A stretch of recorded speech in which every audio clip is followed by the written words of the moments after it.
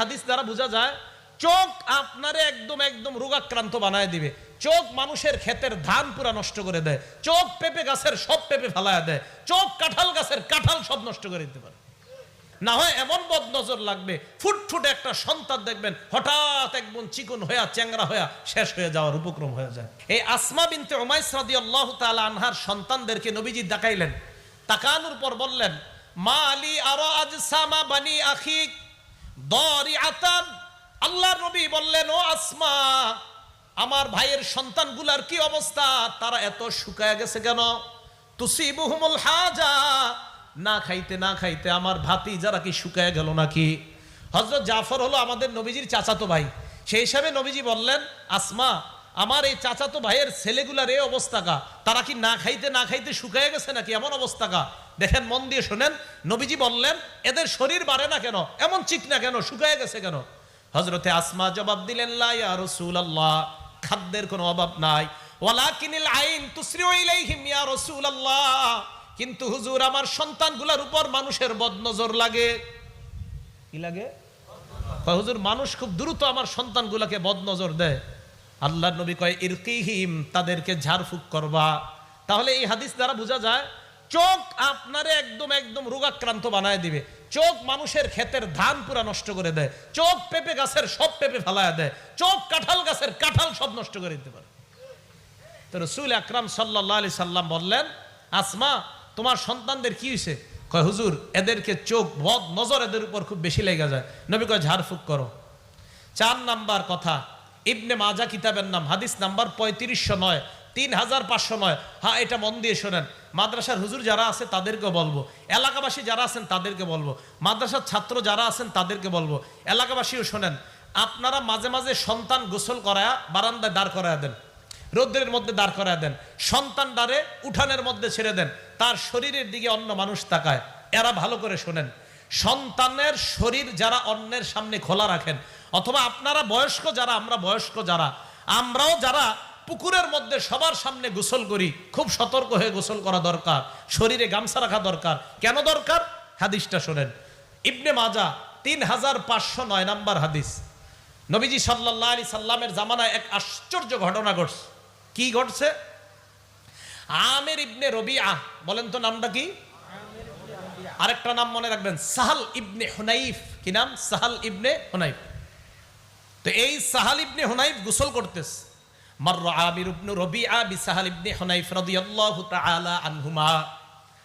আমির ইবনে রবিআ সাহাল ইবনে হুনাইফের পাশ দিয়ে অতিক্রম করলেন। অতিক্রম করার সময় ওয়াহুয়া ইয়াগতাসিলু, সাহাল ইবনে হুনাইফ গোসল করতেছিলেন। সাহাল ইবনে হুনাইফ দেখতে বড় সুন্দর। সাহাল ইবনে হুনাইফকে দেখার পর আমির ইবনে রবিআর বক্তব্যটা ছিল এমন, লাম আরা কাল-ইয়াউম ওয়ালা জিলদা মুখাব্বাআতান। সাহাল ইবনে হুনাইফকে গোসলরত অবস্থায় এত সুন্দর আমি দেখলাম, এমন সুন্দর শরীর কোন পর্দার আড়ালের নারী কেউ দেখি না। কি বলল? আমির ইবনে রবিআ বলল, সাহাল ইবনে হুনাইফ এত সুন্দর ছেলেটা, এত সুন্দর তার শরীর, পর্দার আড়ালের কোন নারীও মনে হয় এত সুন্দর না। আমির ইবনে রবিআ বলল, ফামা লাবিসা আন লুবিতা সাহাল ইবনে হুনাইফ। বেশিক্ষণ হয় না, সাহাল ইবনে হুনাইফ বেহুশ হয়ে গেছে। তাড়াতাড়ি আল্লাহ নবীর কাছে নিয়ে যাওয়া হয়। আল্লাহ নবী কি বললেন, ইয়া রাসূলুল্লাহ, তাড়াতাড়ি আপনি কিছু একটা করেন। নবীজি কয়, কি হইছে? মান তাত্তাহিমুনা বি, তোমাদের কাদেরকে সন্দেহ হয়? কাকে সন্দেহ হয়? সাহালের উপর কারো বদনজর লাগছে বলে কি তোমাদের সন্দেহ হয়? কয়, জি হুজুর। কয়, কাকে? কয়, আমির ইবনে রবিআকে আমাদের সন্দেহ হয়। নবীজি কয়, ডাই কেন? আমির ইবনে রবিআকে আল্লাহ নবী ডাকছেন। ডাকার পর আমারহু আইয়া তাওয়াদ্দা, আল্লাহ নবী তাকে ওযু করতে বললেন। ওযু করার পর ইয়াগসিলু ওয়াজহা, চেহারা দৌত করাইলেন, হাত দৌত করাইলেন, পা দৌত করাইলেন। ওয়া দাখিলাতা ইজারিহি, এবং ভিতরের গুপ্ত অঙ্গ এটাও ধৌত করাইলেন। কাপড়ের ভিতরের গুপ্ত অঙ্গটাও ধৌত করাইলেন।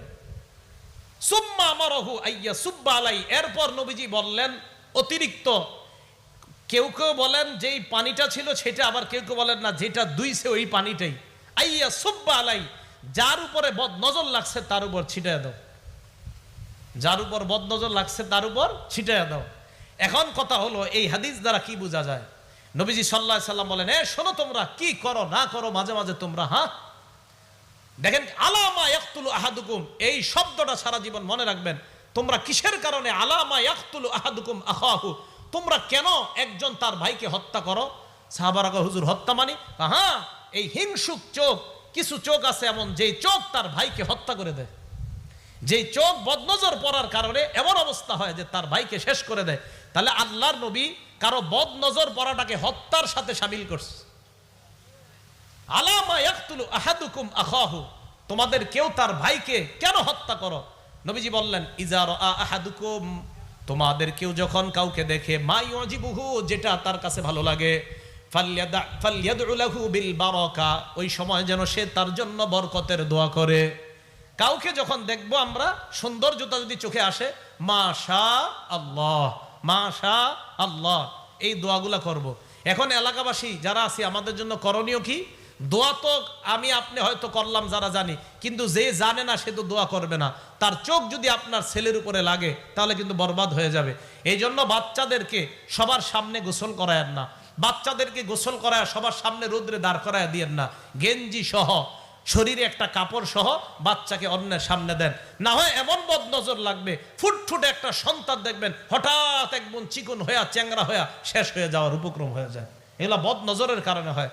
মাদ্রাসার তালেব ইলম যারা আছেন, ছাত্র ভাইয়েরা, যদিও আমরা অনেকের মাঝে গোসল করতে হয়, আলহামদুলিল্লাহ মাদ্রাসার ছাত্রদের মধ্যে তো বদনজর নাই, সারাক্ষণ কোরআন হাদিস পড়ে।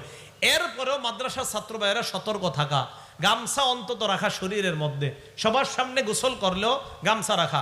ভাই, সবার সামনে গোসল না করা যদিও আমাদের করতে হয় ছাত্রদের, আমরা একটা গামছা অন্তত শরীরে রাখা, অর্থাৎ বেশি সময় যেন আমার শরীরটা অন্য ছাত্র ভাই না দেখে, অথবা উস্তাদ না দেখে, অথবা অন্য কেউ না দেখে, এই বিষয়টার প্রতি খেয়াল রাখা। মনে থাকবে তো সবার কথাগুলো ইনশাআল্লাহ? তাহলে বদ নজর থেকে বাঁচা এটা খুব জরুরি বিষয়।